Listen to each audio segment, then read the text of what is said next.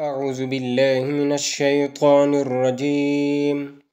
بسم الله الرحمن الرحيم. إن الذين يكفرون بآيات الله ويقتلون النبيين بغير حق ويقتلون الذين يأمرون بالقسط من الناس فبشرهم بعذاب أليم. أولئك الذين حبطت أعمالهم في الدنيا والآخرة وما لهم من ناصرين. ألم تر إلى الذين أوتوا نصيبا من الكتاب يدعون إلى كتاب الله ليحكم بينهم ثم يتولى فريق منهم وهم معرضون. ذلك بأنهم قالوا لن تمسنا النار إلا أياما معدودات وغرهم في دينهم ما كانوا يفترون. فكيف إذا جمعناهم ليوم لا ريب فيه ووفيت كل نفس ما كسبت وهم لا يظلمون.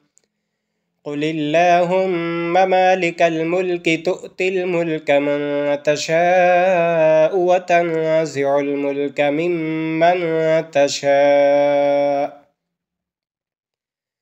وتعز من تشاء وتذل من تشاء بيدك الخير إنك على كل شيء قدير.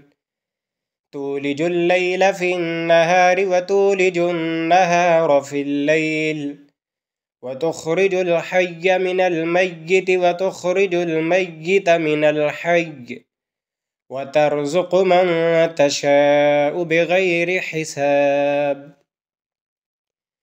لا يتخذ المؤمنون الكافرين أولياء من دون المؤمنين ومن يفعل ذلك فليس من الله في شيء إلا أن تتقوا منهم تقاه ويحذركم الله نفسه وإلى الله المصير.